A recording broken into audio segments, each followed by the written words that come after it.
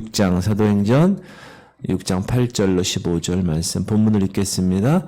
스데반이 은혜와 권능이 충만하여 큰 기사와 표적을 민간에 행하니 이른바 자유민들 즉 구레네인, 알렉산드레인, 길리기아와 아시아에서 온 사람들의 회당에서 어떤 자들이 일어나 스데반과 더불어 논쟁할세.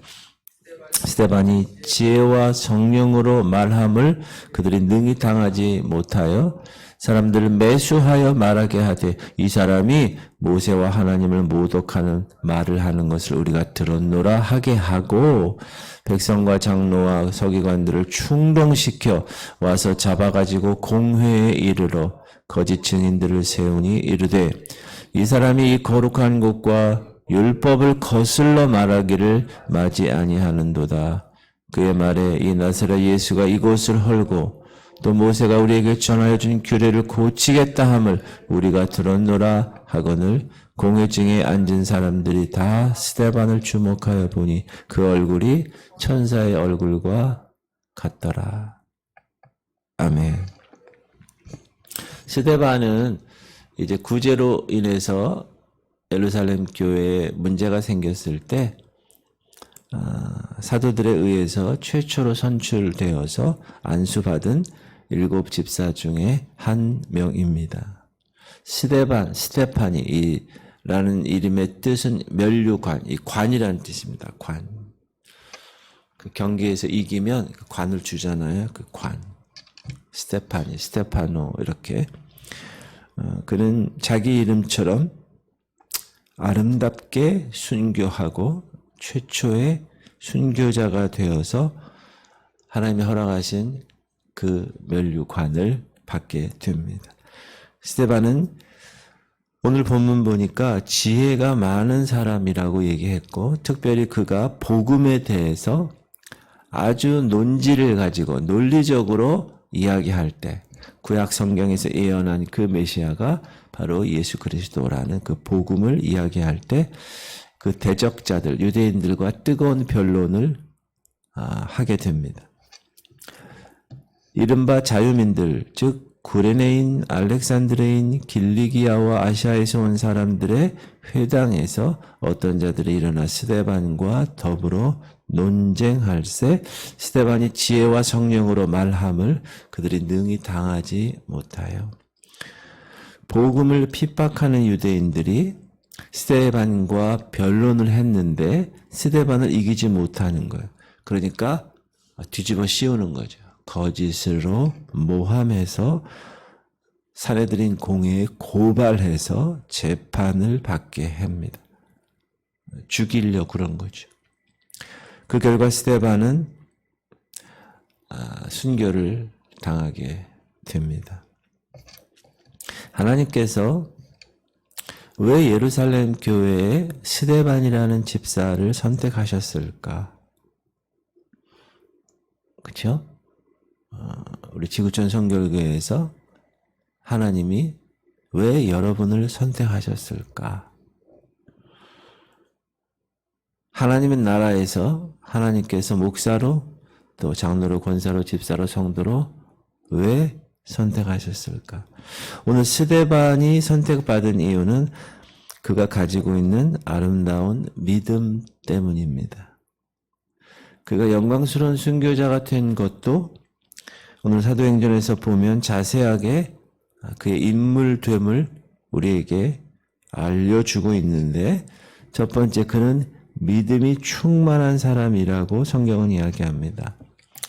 온 무리가 이 말을 기뻐하여 믿음과 성령이 충만한 사람 스데반과 스데반은 이 믿음은 어떤 믿음일까요? 어떤 자기 신념에 관한 믿음일까요? 아니죠. 예수 그리스도에 대한 확실한 믿음이죠. 그 베이스, 그 기초가 예수 그리스도입니다. 우리가 믿는 사람들에게서 가장 기본적인 믿음. 그렇죠? 그리고 두 번째로 성령이 충만한 사람이라고 이야기합니다. 5절에서 온 무리가 이 말을 기뻐하여 믿음과 성령이 충만한 사람 스데반과 믿음이 충만한 사람이 성령이 충만한 사람이 될 수 있습니다. 성령에 의해서 지배받고 성령의 말하게 하심을 따라 말하고 성령의 생각대로 생각하고 성령이 원하시는 대로 행하는 성령에 의해서 살아가는 사람. 그래서 그가 하는 모든 일은 다 하나님께 인정을 받습니다. 그래. 흐뭇해 하실 거예요, 하나님이. 세 번째는 은혜가 충만한 사람이에요, 스데반은. 이 스데반 집사님은 8절 보니까 시작. 스데반이 은혜와 권능이 충만하여 큰 기사와 표적을 민간에 행했다.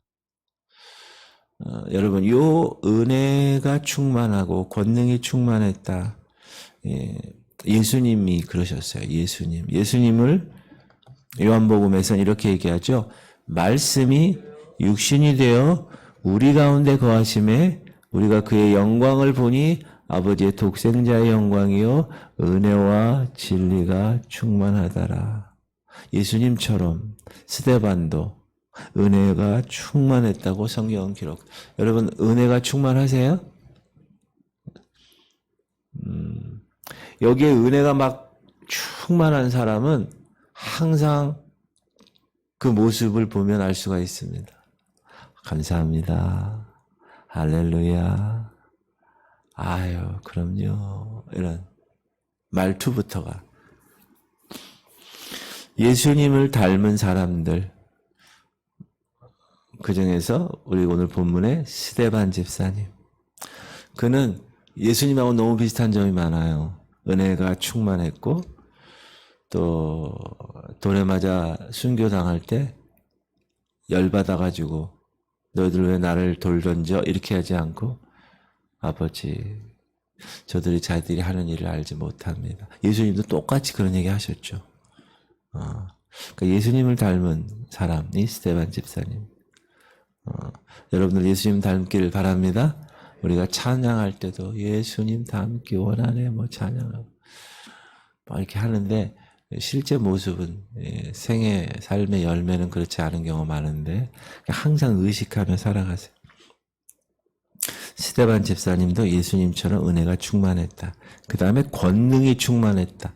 권능 읽을까요? 스데반이 은혜와 권능이 충만하여 큰 기사와 표적을. 성령이 충만하면 권능이 충만합니다. 오직 성령이 너에게 임하시면 너희가 권능을 받고, 그렇죠? 그 권능을 받는 사람이 예루살렘과 온 유대와 사마리아 땅끝까지 복음을 전하는 것입니다. 권능이 충만한 사람, 믿음이 충만하고 성령이 충만하고 은혜가 충만하면 거기서 기적이 나오고 하나님 원하시는 게 나오는 거예요.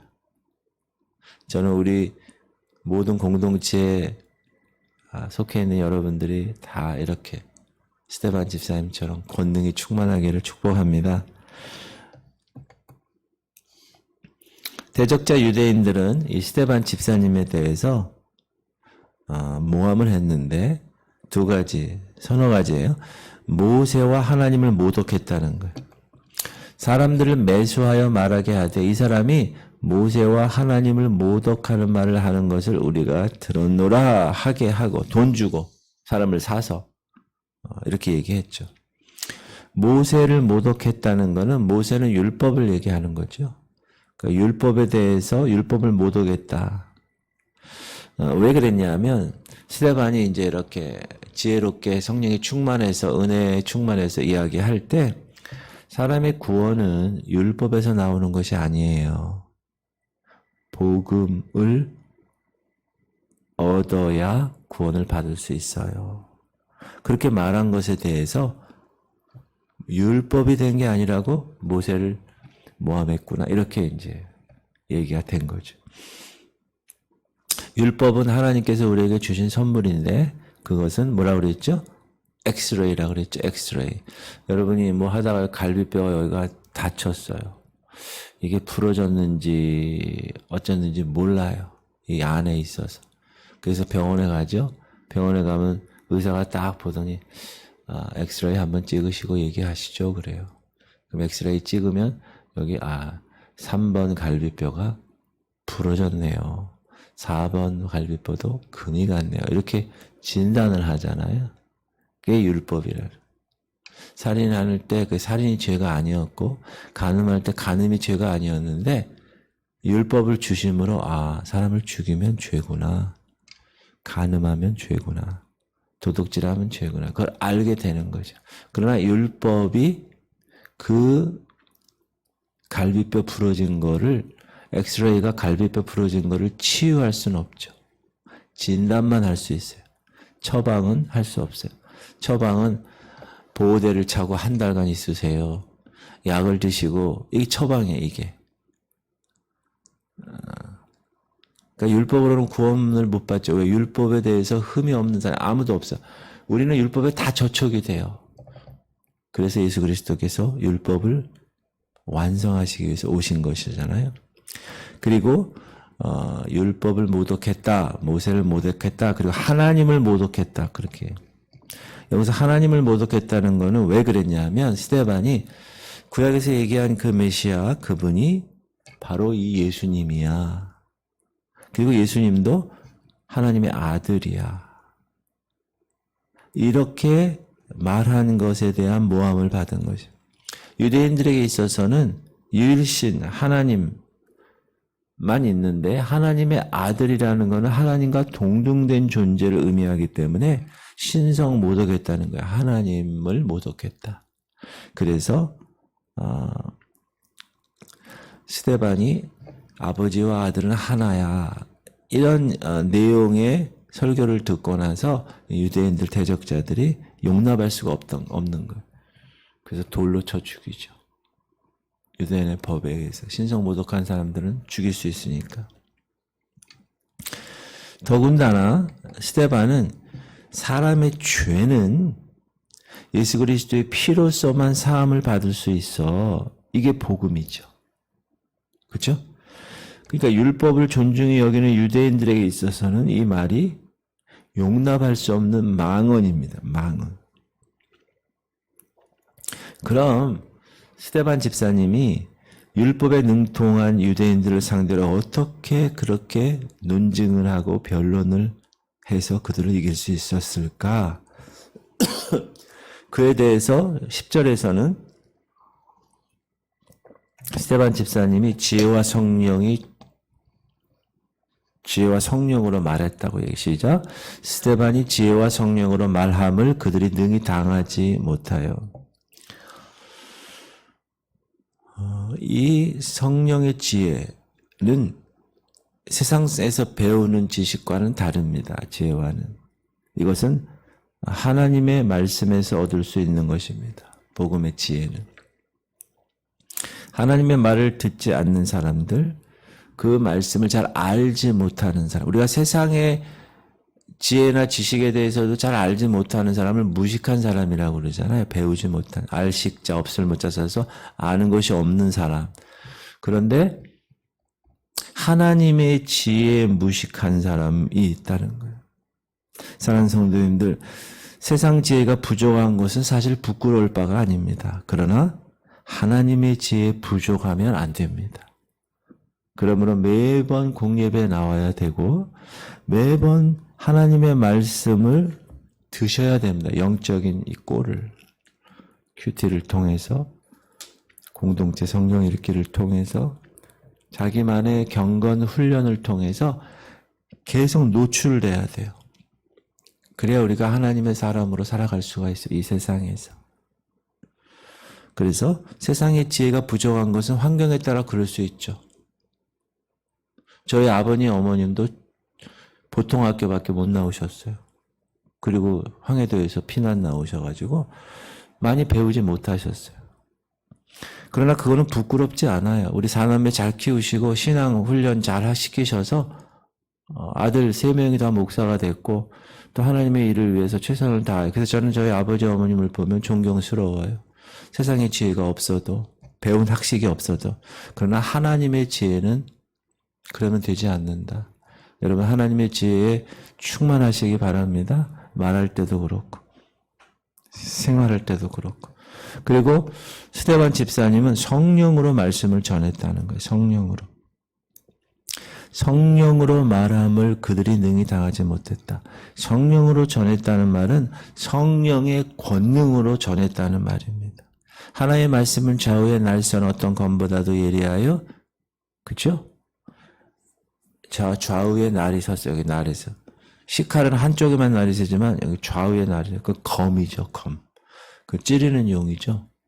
그래서 영과 홍과 관절과 골수를 찔러 쪼개기까지 하고 우리의 마음과 생각을 판단하는 그 말씀이 사람의 마음을 찌릅니다. 강단에 선포되는 말씀이 여러분 마음 가운데 찔려야 됩니다.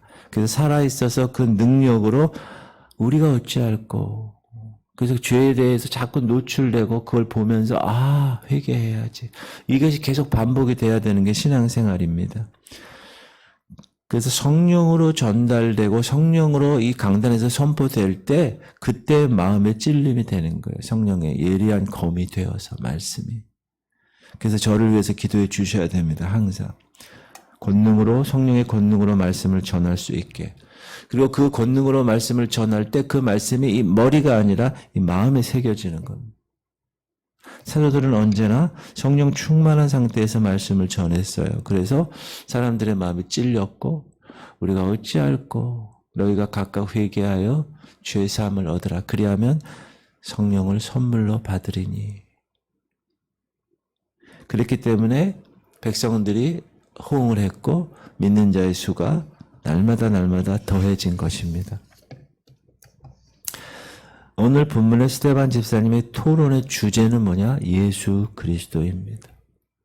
그는 구약에 대해서 너무나 많은 하나님의 지혜를 알고 있었어요. 그래서 구약 성경에서 그 많은 메시아에 대한 증거, 그걸 끄집어내서 논리적으로 예수라는 그분에게 적용시킴으로 유대인들을 꼼짝 못하게 한 것입니다. 그러니까 유대인들이 더 이상 토론을 할 수 없는 거예요. 그러니까 이제 발광에 가까운 비이성적인 폭도처럼 돌변하는 거예요. 그래서 사람을 돈으로 사서 거짓 증인을 세우고 스데반을 체포하게 되고 사내들인 공회에 넘겨주게 됩니다. 사랑하는 성도님들, 스데반 집사님처럼 은혜와 권능이 충만한 여러분들 되시기를 축복합니다. 여러분을 통해서 큰 기적과 이사가 나타나기를 소원합니다. 여러분 있는 그곳에서, 직장에서, 가정에서 있는 그곳에서 성령이 충만해서 그 성령의 능력이 막 나타나는 모두 그런 21세기의 스데반 집사님이 되시기를 축복합니다. 기도합시다.